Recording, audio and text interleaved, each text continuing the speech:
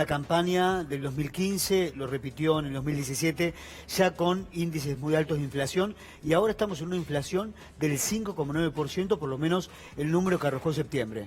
Sí, es una inflación muy elevada, elevadísima, y aún así no llega a los peores meses desde el gobierno de Macri. Es la tercera inflación más alta mensual que registró el gobierno de Macri, porque cada vez que hubo un salto cambiario producto de la liberación, de la desregulación, como fue en abril de 2016, en septiembre del año pasado, cada vez que el mercado cambiario tiene un sacudón, la inflación también responde en consecuencia. ¿Hubo una inflación más alta? Creo que fue en septiembre del año pasado. Sí, exactamente. En septiembre del año pasado ya veníamos de una inflación del 7%, por eso los arrastres dan una inflación acumulada en estos últimos 12 meses del 53,5%. Relación directa con la devaluación de la moneda. Y sí, por eso se han intentado distintas explicaciones, distintos ensayos desde el Banco Central, subir la tasa de interés por las nubes, congelar la emisión monetaria, pero obviamente que si el mercado cambiario y la dolarización está tan desregulada, esto genera un impacto en los precios y sobre todo en la canasta básica. ¿Y cuáles son los alimentos? No hice el desglose y el análisis del INDEC, pero vos seguramente sí, que han aumentado más en septiembre, que es lo más llamativo. Los aumentos más sensibles en septiembre se da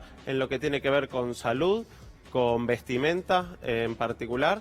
Y bueno, los alimentos siguen muy de cerca al promedio, apenas 2 puntos por abajo en 5,7%. Pero en vestimenta, salud y cuidado para el hogar, sobre todo, productos de limpieza, son los rubros más altos que impactaron en el índice de septiembre. Nicolás, ¿hay un riesgo de hiperinflación en la Argentina? ¿Y qué porcentaje se tiene que dar para que un país esté en hiperinflación? Bueno, la hiperinflación tiene que estar muy por arriba de los niveles actuales. La verdad que las medidas de control cambiario tendrían que reducir el riesgo, sobre todo de hiperinflación, pero sin embargo son niveles de inflación tan altos que impiden pensar a fin de mes, programar a cuánto va a estar los alimentos más básicos a fin de mes, porque uno se tiene que guardar por ahí, no puede gastar en otros elementos del hogar que necesita para ver cuánto va a estar la harina, el pan, la leche a fin de mes, y ni hablar de las empresas en el sector productivo, que hace imposible cualquier inversión, cualquier pensamiento de largo plazo si se mantienen estos niveles de inflación tan elevados. La CUNS hizo declaraciones fuertes en relación a que no teníamos que esperar nada del FMI, del Fondo Monetario Internacional, del desembolso que estaba previsto y que ahora está en stand-by. ¿Cómo repercute eso en la economía argentina? Bueno, es parte de la incertidumbre de la economía, que han acortado tanto el plazo de previsión, que todas las familias y las empresas están pensando como mucho a 10, 15 días, porque es lo máximo que se puede pensar, es lo máximo que se puede prever en esta situación económica tan vulnerable, tan delicada. A mí me queda una incógnita con este escenario de recesión económica. Algunos ya hablan de depresión y tan alta inflación, producto por supuesto de la devaluación. Porque yo pensaba, si tenemos este nivel de inflación con la economía absolutamente parada, y el próximo gobierno, supongamos Alberto Fernández, que está prometiendo y que ha tenido buen desempeño en las PASO, una reactivación, ¿cuál puede llegar a ser esa inflación? Es decir, si hoy en el peor de los escenarios tenemos una inflación del 6%, ¿qué puede pasar si la economía se vuelve a mover? Es que este escenario lo que permite pensar justamente es cuáles son las causas de la inflación, como decía, que no tiene que ver con atacar solamente a través de la tasa de interés, que no tiene que ver necesariamente con el costo salarial, que en otros escenarios pueden ser factores importantes. Ni necesariamente, porque si hay algo que se dio acá, han perdido todos los salarios de la Argentina. Exactamente, por eso lo que decía anteriormente de cómo el impacto cambiario tiene su correlato sobre todo en la inflación, es una herramienta principal a tener en cuenta. No alcanza con destruir el consumo, con destruir los salarios para achicar la demanda y con eso contener la inflación. Podés tener otras fuentes de inflación tan importantes y tan dramáticas como las que se ven ahora. ¿Esa es la lectura que había hecho Mauricio Macri? Y principalmente tenía que ver con eso, con la emisión monetaria como factor explicativo de la inflación, con el costo salarial como explicativo y las paritarias como un elemento que hace que la inflación se mantuviera alta. Eso la verdad no estuvo pasando y sin embargo los niveles de inflación son los más altos en 20 años. Hoy leí un título, a ver si vos también coincidís con esta apreciación, o por lo menos con este dato: el 70% de la deuda que tomó el presidente Macri se utilizó para la fuga. ¿Esto es así? Sí, la fuga ha sido récord, ha superado los niveles de los últimos 20 años. Para ponerlo en perspectiva, el nivel de fuga de estos 4 años es similar a los 12 años del gobierno anterior. Muy concentrado en muy poco tiempo, por eso el tipo de cambio tuvo movimientos tan bruscos y tan repentinos, porque evidentemente la liberalización del sector externo, este esquema de acumulación y valorización financiera, se hizo explosivo por las altas tasas de interés que tiene que pagar constantemente. Regreso a los datos del INDEC y me quedé pensando también en aquellos valores que más aumentaron, los más sensibles, y mencionaste la salud, que además está atravesando una preocupación, una precariedad muy grande en la Argentina. Esto, si mal no recuerdo, fue una constante. Digamos, ahora en el 5,9% es de lo que más aumentó, pero ¿fue de lo que más aumentó a lo largo de todos estos años? ¿Es así? Sí, por ejemplo, en el último año, en el Gran Buenos Aires, los productos medicinales, medicamentos, de cuidado de la salud, justamente, son el rubro que más aumentaron, más del 80%.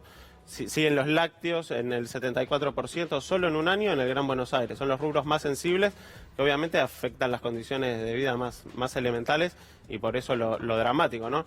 Justamente, había una política de contención de precios en otros esquemas que tenían que ver con los medicamentos y demás. Eso desapareció, se desreguló y obviamente los precios se trasladan automáticamente.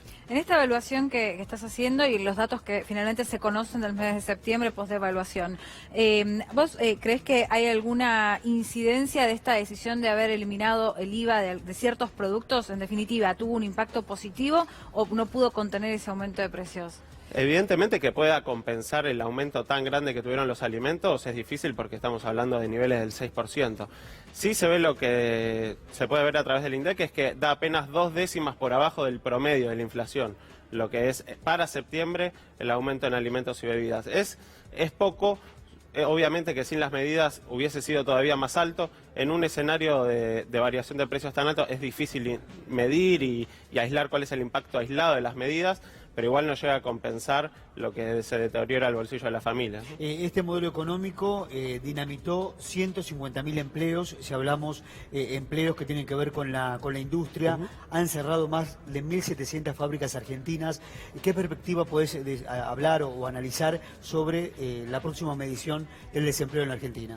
Bueno, el desempleo va a seguir en aumento, obviamente, igual que la pobreza y la indigencia, los indicadores sociales, como decíamos, con estos niveles de inflación, lo primero que necesitan las empresas para empezar en proyectos de inversión, contratación de trabajadores y también en dinamizar el consumo, es en bajar estos niveles de inflación, porque no se pueden hacer proyecciones, no se pueden hacer previsiones en plazos que superen los 15 días. Entonces, es muy difícil que esa dinámica cambie hasta que la inflación no esté en un nivel cercano al 2-3% mensual, por lo menos. ¿Y tuvo alguna utilidad? Y me pego un poco a lo que preguntaba recién Agustina en relación al IVA, que claro, uno se olvida que no fue hace tanto tiempo esto y que encima trajo otros problemas, porque la gran preocupación en relación al IVA es a nivel provincial y que eso generó todo un conflicto hasta judicial.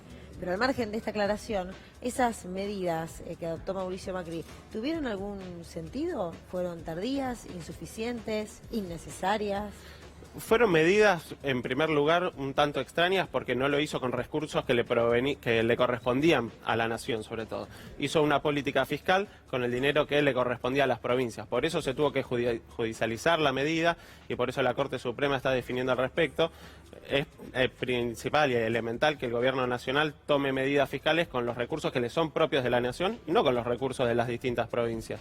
Después el impacto, obviamente, como decíamos, puede ser positivo, muy leve la verdad, porque apenas 0,2%, 2 décimas es lo que aumentaron los alimentos por debajo del promedio de la inflación.